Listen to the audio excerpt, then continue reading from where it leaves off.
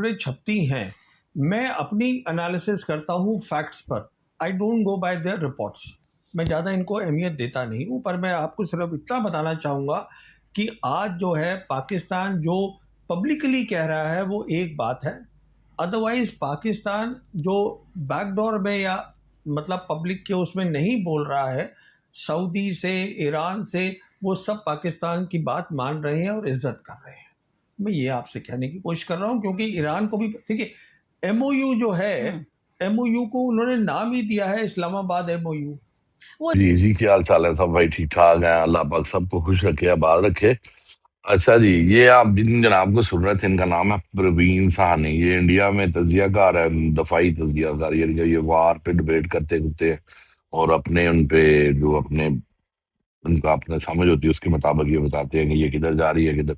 मेरे हिसाब से अगर इंडिया में कोई तजियाकार है जो वार पे बात करता है, जो सच बताता है और जो इनको सही समझाना चाहता है, वो यही बंदा है कि जो इनको शुरू दिन से ऑपरेशन सिंदूर से लेके ना ये ईरान बार तक ना ये सारा कुछ इनको समझाता था कि यार ये चीज ना करो, ये चीज करो। और ये वो ही काम करते हैं जिससे ये इनको समझाता है और मना करता है कि बाहर आ जाओ, ये काम मत करना, तुम इसमें फंस जाओगे। ठीक है, ऑपरेशन सिंदूर में भी इसने समझाने की कोशिश की कि यार इनसे पंगा मत लो, पाकिस्तानियों से पंगा ना लो, ये तुम्हें बहुत जलील करेंगे और ये बेइज्जत करेंगे। ये अब वो वाला पाकिस्तान नहीं है, ठीक है, कि जो तुम्हारी सुन लेगा और चुप कर जाएगा। ये आगे से चपेड़े मारेगा, तुम्हारा मुंह भी लाल करेगा। मगर उनकी समझ में ये बात नहीं आई, ठीक है। उन्होंने वही काम किया जो करना चाहते थे। अब वो इलेक्शनों के चक्कर में उन्होंने ड्रामेबाजी की और बाद में उन्होंने जुतियां खाई और पूरी दुनिया में जलील और रुसवा हुए। ठीक है, और ये बंदा इनको बारहा समझाता आया कि यार बाज आ जाओ। अब ये एक गोदी मीडिया की एंकर है, ये इसके सामने आके बैठ गई और कहती है कि जी आप मुझे बताएं कि ये सिंतास मुआवजा जो है इसको चलना चाहिए या नहीं चलना चाहिए, और अगर हम नहीं भी चलाते तो पाकिस्तान हमारे साथ क्या कर लेगा। ठीक है, पाकिस्तान इसको बारहा कह रहा है कि पूरी दुनिया में, अब पूरी दुनिया ये इसको समझाने की ये कोशिश कर रहा है कि पूरी दुनिया पाकिस्तान की इज्जत कर रही है। ठीक है, हर पूरी दुनिया में 3 सुपर पावर है, ठीक है, चाइना, रशिया, अमेरिका।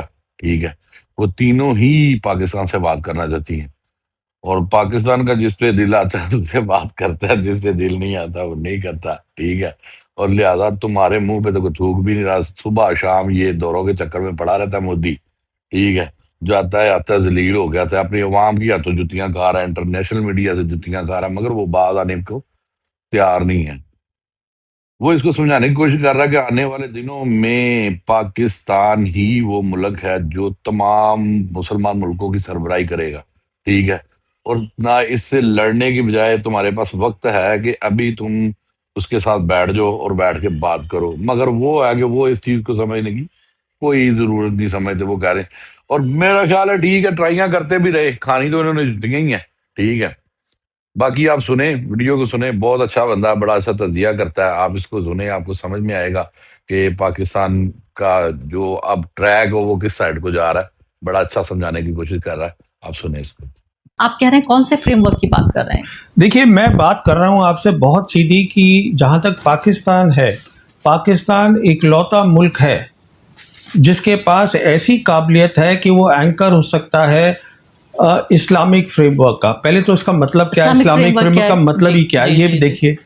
जब अमेरिकन फोर्सेस जीसीसी कंट्रीज से हट जाती हैं, उनकी बेसेस हट जाती हैं और वहाँ की जो जीसीसी कंट्रीज हैं लोकल ट्रेड करना शुरू कर दें विद लोकल करेंसी, ट्रेड अगर शुरू करें या युआन में करें, अगर वो ट्रेड कर लें, और उसके बाद जो लोकल मसले हैं वो लोकल तरीके से हल करे जाए, ना कि by the help of outside pass, तो उसको हम बोलते हैं रीजनल फ्रेमवर्क, जिसकी अब्बास अरागची ऑलरेडी बात कर चुके हैं। अब ये रीजनल फ्रेमवर्क में क्या होगा अगर वहाँ से सिक्योरिटी हट जाती है। जैसे आप जानती हैं कि सऊदीज़ ने एक डिफेंस एग्रीमेंट करा पाकिस्तान के साथ, कतर भी बात कर रहा है वैसी एग्रीमेंट की, आज कुवैत भी वही बात कर रहा है वैसी एग्रीमेंट की। तो पाकिस्तान ही एक ऐसा मुल्क है जो रिप्लेस कर सकता है सिक्योरिटी को for the GCC countries once the American bases हट जाती है। वो क्यों? वो देखिए सुनिए, पाकिस्तान जो है इकलौता मुस्लिम कंट्री है जिसके पास न्यूक्लियर वेपन्स power है। है। पाकिस्तान वो कंट्री है जिसकी डिप्लोमेटिक टाइज इजराइल के साथ है ही नहीं। पाकिस्तान वो कंट्री है जो ओआईसी की 57 कंट्रीज हैं, उनके वेस्ट एशिया में जो ओआईसी की कंट्रीज हैं सबके साथ रिश्ते अच्छे हैं।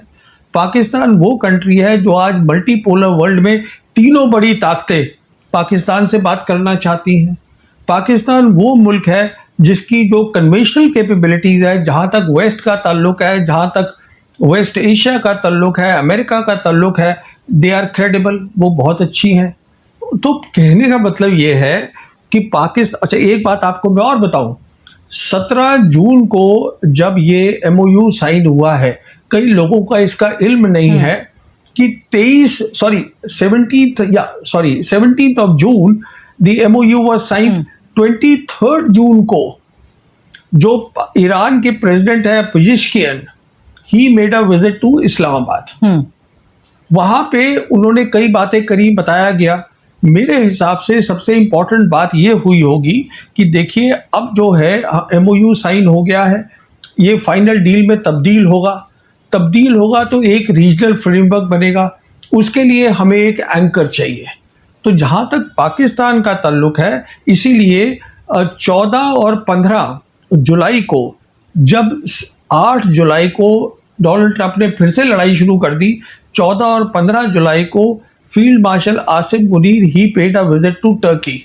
हाँ, वो भी हमें मालूम है, रिपोर्ट किया था। वहां पर टर्की प्रेसिडेंट खुद उनको रिसीव भी किया। So they have discussed various, because they have. आपकी बात मैं समझ रही हूँ, आप जो जिस तरह से ये पूरा नक्शा आप खींच रहे हैं, अगर पाकिस्तान वाकई इतना अहम मुल्क है तो इस सबको वो अपनी एक इकोनॉमिक स्टेबिलिटी के लिए इस्तेमाल क्यों नहीं कर पाता? क्योंकि अभी भी आपकी बात को मैं सिंपल टर्म्स में बता देता हूँ क्या है। देखिए, पाकिस्तान जो है आज उसके पास बहुत सारी इकोनॉमिक अपॉर्चुनिटीज़ हैं, फाइनेंशियल अपॉर्चुनिटीज़ है, बिकॉज आज वो एक बहुत अहम बन गया है regional player in West Asia. उसके पास जियोपॉलिटिकल अपॉर्चुनिटीज़ हैं, तीनों की तीनों बड़ी ताकतें उसके साथ हैं। एक सबसे बड़ी कमजोरी जो सिर्फ पाकिस्तान ही हल कर सकता है, वो उसकी गवर्नेंस है। आपको पैसे मिलेंगे, पर वो जो आप अपना गवर्नेंस अगर ठीक करेंगे तो आप बहुत बड़े कामयाब मुल्क बन सकते हैं। तो सरकार को कह रहे हैं, आप मिलिट्री को कह रहे हैं, गवर्नेंस क्या मतलब? मैं प्रधानमंत्री को, वहाँ के जो प्राइम मिनिस्टर है उनको बोल रहा हूँ। जहाँ तक आसिम मुनीर का सवाल है, he is doing a excellent job. You see the foreign policy, security policy, geopolitics of Pakistan is run by the Pakistan Army Chief. बिल्कुल, मैं वही तो कह रही हूँ। But governance should be the responsibility. ये तो उनका मसला है ना, वो उनको ठीक करने दीजिए आप। अगर वो नहीं कर पाएंगे, आप ये कह रहे हैं कि उसके पास बड़ी ही सोने की मुर्गी है वो, कि उसके पास सारी अपॉर्चुनिटीज हैं, लेकिन उसको कैश नहीं करा पा रहा है। वो उनकी प्रॉब्लम है। That's it, is that domestic matter. Governance में क्या दिखते हैं मुझे भी पता है, आपको भी पता है, उनको भी पता है। पर हर जो है दे हैव टू रिजॉल्व। अगर वो कर लेंगे तो वो एक काफी अच्छी, देखिए आज उनकी, क्योंकि मैं आपको कंपेयर करके बताती हूँ। देखिए, अभी ताज़ा ईरान से लौटी हूँ, और ईरान ने जो प्रोग्रेस किए हैं, मतलब जिससे मैं कहती हूँ कि अगर आप बुराई भी करना चाहें उस देश की तो नहीं कर पाएंगे। उनका आप ये देखिए कि पूरा ट्रेन नेटवर्क उन्होंने जो तैयार किया है, साइंटिस्टों की फौज खड़ी कर दी है, इंफ्रास्ट्रक्चर इस तरह का, ऐसे ऐसे पुल बना रहे हैं, वहाँ की औरतें बना रही हैं पुल। लेकिन यही अगर आप पाकिस्तान में देखें तो जो हमारे पास रेलवे है वो उनके पास भी थी, उन्होंने तो खत्म ही कर दिया। अंग्रेजों ने जो रेल बनाई उसको भी तबाह कर दिया। मैं वही आपसे कह रहा हूँ, अभी जैसे सीपैक उनके पास आया था, आज वो बात कर रहे हैं सीपैक 2 की बात हो रही है। तो अभी बहुत सारी रिपोर्ट्स आई हैं कि वो सीपैक 1 था जिसमें इंफ्रास्ट्रक्चर बनना था, फॉर वेरियस रीजन वो कहीं पे कमी पेशी रह गई। ये सब गवर्नेंस की बातें तो होगा डेवलपमेंट। जहाँ तक ईरान का ताल्लुक है, आप देखिए ईरान से तो कंपेयर ना ही करें तो बेहतर है, क्योंकि ईरान एक अलग टाइप का मुल्क है जिसकी आपको शायद आपके दर्शकों को मालूम नहीं होगा। उनकी जीडीपी सिर्फ 300 बिलियन है। वो लड़ाई कर रहे हैं एक ऐसे मुल्क के साथ जिसकी 32 ट्रिलियन है। वाह, ये आप समझने की कोशिश करिए। वहां पर सब पढ़े लिखे लोग हैं ईरान में। ईरान से मैं कंपेयर नहीं कर रहा हूँ, मैं सिर्फ आपसे ये अर्ज कर रहा हूँ, पाकिस्तान के पास आज जो अपॉर्चुनिटीज हैं, और वो कम नहीं हुई हैं, वो बड़ी हैं। इस जंग में और बढ़ी हैं उसके जी पास। हाँ, पहले फैसिलिटेटर था, उससे मीडिएटर बना, उसके बाद रीजनल पावर बना, आज वो एंकर है इस्लामिक फ्रेमवर्क का। इतनी तरक्की कर गया है पाकिस्तान जियो पॉलिटिक्स में, फॉरेन पॉलिसी में,